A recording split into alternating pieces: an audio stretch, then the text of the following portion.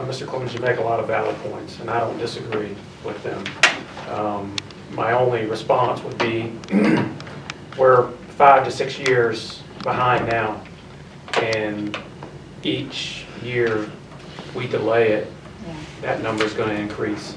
We're going to get to a point to where we will not be able to recover.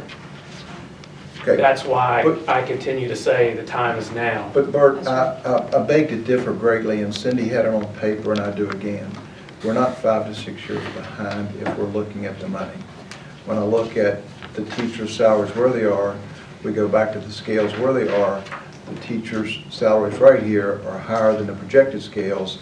And again, as I have in the car, I can go get a folder, with the exception of the top level of raise, I'm going to say 95% of the teachers are making more now than they would have if they'd gotten step raises. So I don't like hearing that we're 5 or 6 years behind. That's exactly why I say we need to get rid of step raises. To me, if you get a raise, if you're making $5,000 more than you were 5 years ago, I don't care what you call it. You're making $5,000 more. The step raises, the 2%, the 1.5%, it doesn't matter to me. Your hopes and expectations out of step raises are that you're going to get more money. And we're not 5 or 6 years behind in more money. And we can look at the numbers right here and say that. I've got the same thing documented out there. Cindy did in a presentation. We're not 5 or 6 years behind on raises, with the exception of that 20-year promise. And to try to make those up, when I go over here and I look at what the new plan is, the new plan is less money than what the wages are right here.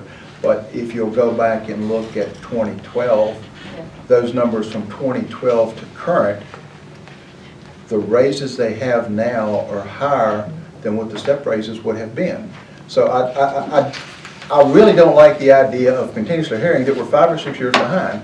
They are making us much or more money, and that's why I'm saying the step raises should be done away with, because there's a feeling out there that we should have given step raises in addition to that, but the step raises were only there to say, this is how much money you're going to be making in 5 years.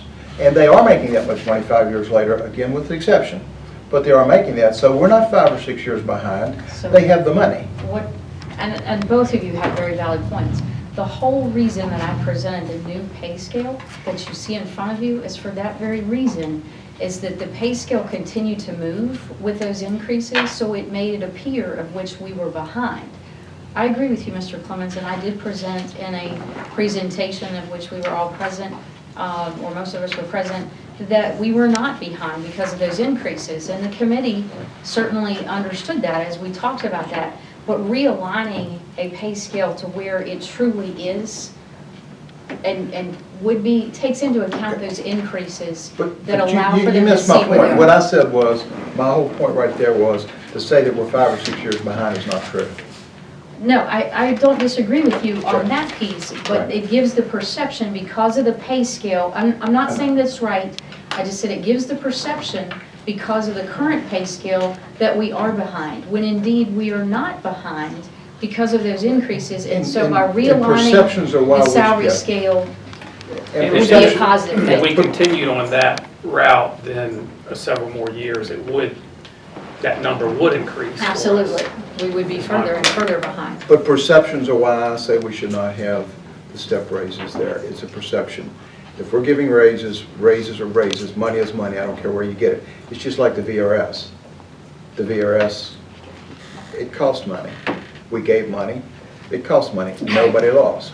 But we did that. Okay, so that being said, if we hadn't have given money, then there would have been a loss there, but we decided not to do that. So, you know, we came in, and it's a matter of how you paid it. That's what it amounted to. But again, a perception, but that's my point. Just exactly as a fellow school board member says that we're behind 5 or 6 years, I'm really tired of hearing we're behind 5 or 6 years. We're not. The pay, the money, with top-end exception, the pay is there, so we're not behind anything. But if you look at the current scale, we are. We're not behind anything as far as that goes. But we're not with the new scale, is what I'm saying. But that's all. My point is, I continue to hear that we're behind 5 or 6 years, whereas we're not. We can make a difference. But it's a perception. It's a perception of those promised that aren't implied raises. They're implied, not promised. that you should give that every year, and that's why I think those implied raises should go away. If step raises were never mentioned to any of these people, and we've given them this raise, they have reached the money where they were promised, with an exception. So step raises are always going to create this. We cannot sit here and hope that we're going to be able to give a step raise every year, and the boards ahead of us are going to be able to do that. We're not going to be able to say, I have no idea, and I've been well involved with the budget for a lot of years, and to imagine that 2 years from now, we're going to be coming up with a $200,000 a year step raise. I just can't see that happening. That's operating, that's every year, and that number will likely raise drastically if we continue steps. If it's 2%, you're looking at raising that $50,000, $60,000 a year. So as we're promising those step raises off of this hump, in 5 years, we're over $500,000 in additional operating cost, and I have to wonder where it's going to come from. Well, I can tell you in the committee, we had those discussions, quite honestly. And we had the discussions over various things. And we had committee members who were saying, we're ready to make the commitment right along with you, which means that we may have to give up something in order to get something. Am I not correct? And that was the discussion throughout. So what are we going to give up? So, we need additional teachers. We want to add programs.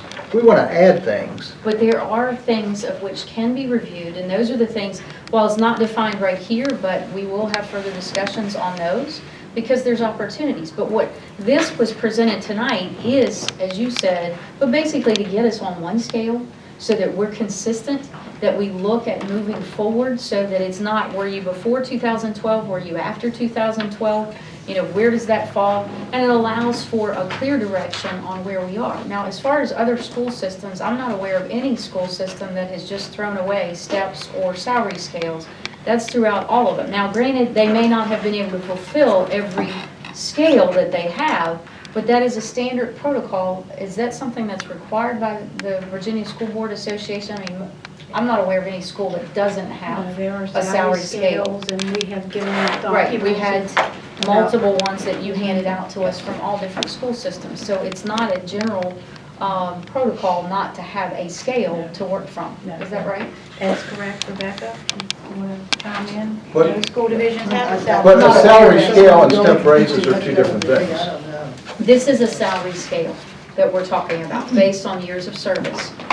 But you're talking about increasing wages based on that. We're talking about two different things. One, establishing a scale that's consistent, that can be used across, so that we're not looking at two different scales. And the second part of that is how do we get to that scale to be current? So do you have the number that it would take to just level the playing field right now? Is that the 132? Yes, of that grouping. Now, keep in mind that that's placing them on that 5-year step, I mean, that progression. You know, so getting this back in line, those individuals that are really sitting at 21 plus, that's been waiting, you know, they might just go to 22 step or 23 step. You're not seeing that full bump that you would have under the old scale.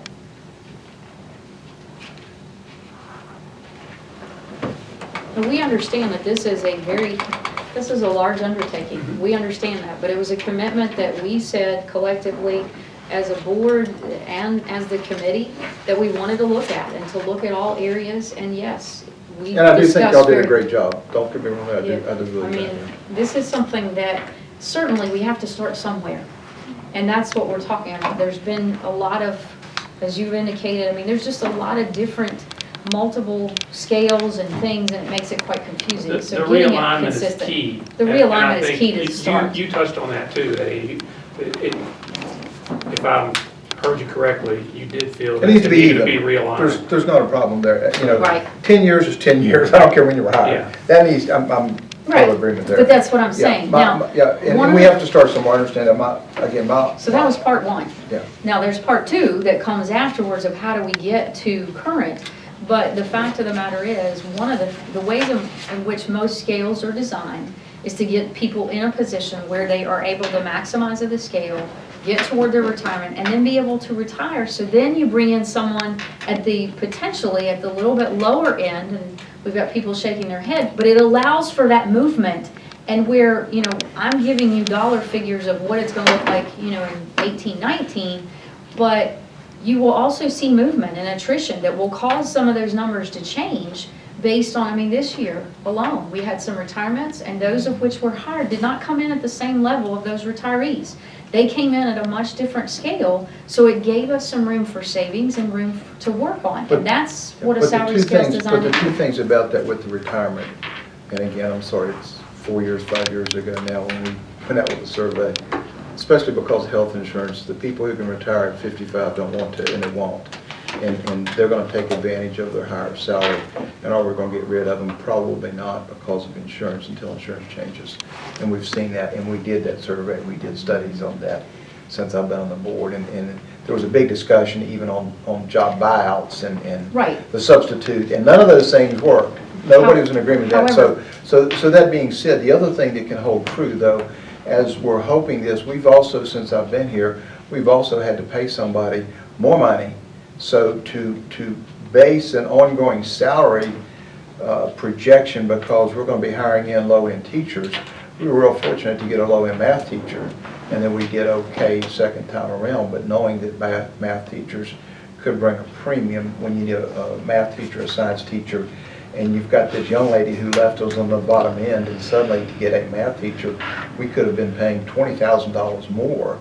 So it's Right. hard to build a reoccurring debt on the theory that we're going to constantly be able to trade in higher wages for lower wages.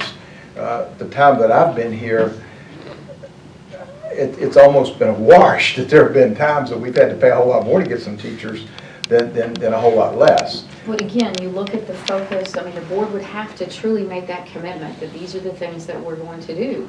And here's how we, I mean, you know, work toward how we accomplish that. And truly, moving forward with this, you establish a scale that everyone is consistent, so you know where you are, but then it truly takes a commitment. And as we talked about in that committee, there's some tough decisions that would have to be made across the board.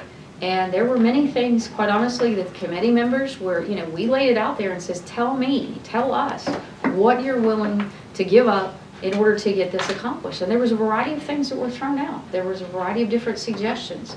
And this didn't come from us. It came from the teachers and the bus drivers and from others that were sitting on that committee that said, this is a commitment we'd like to see. Here's where we need to be.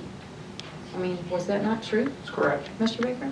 We're going to have those unknown variables every year with retirement or people moving on to do, you know, changing careers or another position. That people's lives change, so they decide to you know, make those decisions. But really what we want to focus on is being an attractive place to come work for those new candidates, and taking care of the people that have, you know, committed to being here. So show them that we care and we want to keep them. Because really, it's what I would call soldier care. You know, we want to take care of them. So Those that are taking care of our students. Well, we've talked about several things, and I don't like the concept of saying us and them and they and we. What I do like to say is, as a board and as a community, what are we about? Can you really put a price of an education on a child? I know there are teachers that purchase their own supplies, that mentor these young men and women. Also, what I call ancillary departments, our nutrition people, our bus drivers, they have just as much responsibility, and they're just as important as a teacher as we are. Right. So I think long-term here, we've also talked about, when we talk about, will people just stay in the system for insurance? We as a board have talked about performance improvement. You know, that's why we say we're going to have crucial conversations, crucial accountabilities, you know. That's why this is important. But the one word, and I do agree with Mr. Clemens on this, to put all this in synopsis, is sustainability. I agree with this, and I want to make this happen, but we have to make sure that it's sustainable. Absolutely. And that is the bottom line for me. I don't think that there's any educator here. We have a lot of educators that show up to our meetings and are here and are passionate about the kids in the system. So I think we as a system Right. we're gonna have to sit down, we're gonna have to talk through this, we're gonna have to keep open lines of communication, and we're gonna really have to have an action plan. Absolutely. And tight goals, hard deadlines. How are we gonna make this? Mhm. One of my SMART goals every year has been, how do we come up with grant money or funding for our teachers? If we want teachers to be here, we have to train and maintain them here. So how do we get them money to get their master's degree, to put them in leadership roles? That's right. So I think it does come full circle if we really sit down and go through this together as a community, as a board, as teachers and leaderships in our system. And something we identified during the committee meetings was that everybody has to be involved in the savings, all right? That's right. The sacrifices, Right. from the superintendent all the way down to the nighttime custodian. That's right. Not being wasteful, not making, rash decisions that will cost in the long run. So everybody's involved in identifying those savings and making the sacrifices so that we can sustain it. That's right. And that was the focus. It wasn't about trying to do this for 1 year and then saying, I'm sorry, we did it for 1 year and now we've got to go back. It's how do we continue this? And as Mr. Baker spoke, they were very candid. Here are a variety of things, and it did come down to, we can give up this, but we can't give up this. And so it was a very good discussion on many things. So we'll be discussing those items further. But this was designed to give you an update of where we were, but also to get us on the same page, because we have too many pages as far as too many pay scales and a variety of different things going that we need to culminate into one set so that it's very clear where we need to go, what the scale is, and where we need to go from here, as opposed to, is it this one, is it that one? And I think that's our step one, that we have to establish that. And then beyond that, then there's that commitment of the due diligence of sitting down and saying, here's what it's going to cost, so here's what it's going to take. And can we commit to that? And can we do this? And it is a we, not just the board, but it's everyone in the entire system helps us accomplish this.